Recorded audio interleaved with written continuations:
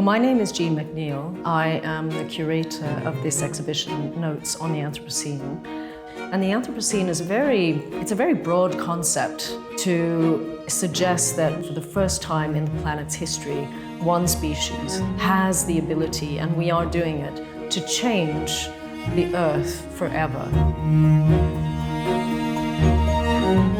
So Diego Ferrari is an artist who works with photography, and his vision of photography is, I think, quite unique. He sees photography as a mode of performance. And these images are slightly, one could say, surreal, because it's a bit ambiguous if these people are really in the landscapes and the bodies of plastic are really actually in these landscapes.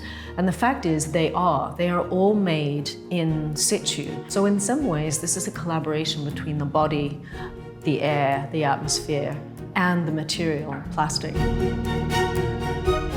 Then moving on, the next artist we encounter is Mario Pasqualotto. His materials are, again, plastic, plexiglass, and light. And with these very simple materials, he creates ambiguous visual landscapes. They exist in a penumbra. They're a kind of jewel-like projection of the possibility of beauty, but at the same time, a commentary on the destruction of the material, that the material is wreaking upon the planet. Then moving along to the large gallery, we have two artists who share this space. First of all is Rubén Martín de Lucas, and we see a series of photographs. So this visual conundrum asks us to consider what is the role of the nation state. If an iceberg could be a country, would we let it dissolve? Rosa, first of all, one encounters in her work is the incredible mystique of gigantic canvases. Effectively, she is painting with things that we would throw out and making brilliant, mysterious canvases which attract us to almost dissolve ourselves into her large landscapes. Arnaud Orepig has written several poems precisely for this exhibition, this catalogue. So they've been written bespoke for the exhibition, which allow us to reflect on some of the issues that the artists have explored.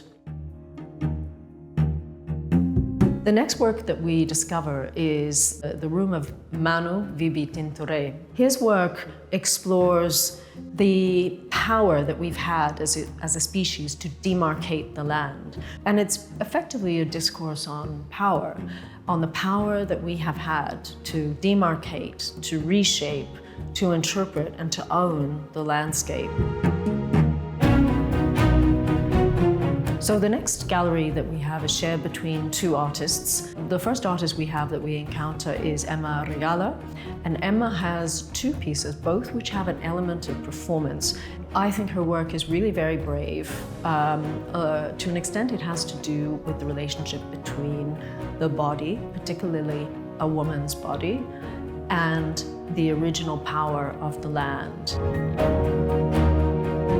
Jordi Casamajor, what he has presented for us is a kind of, an ambiguous structure. It's halfway between a cage and a tomb or a display case, and it's filled with the bones, mostly skulls, of animals that he has found. And at the same time, he's documented the deaths of these animals by drawing them and by noting the time and the place of their death.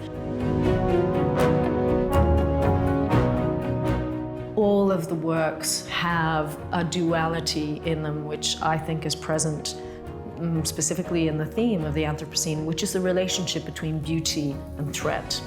Because in each work you see an undeniable beauty, but there is an element of threat. And this duality, they can't exist without the other.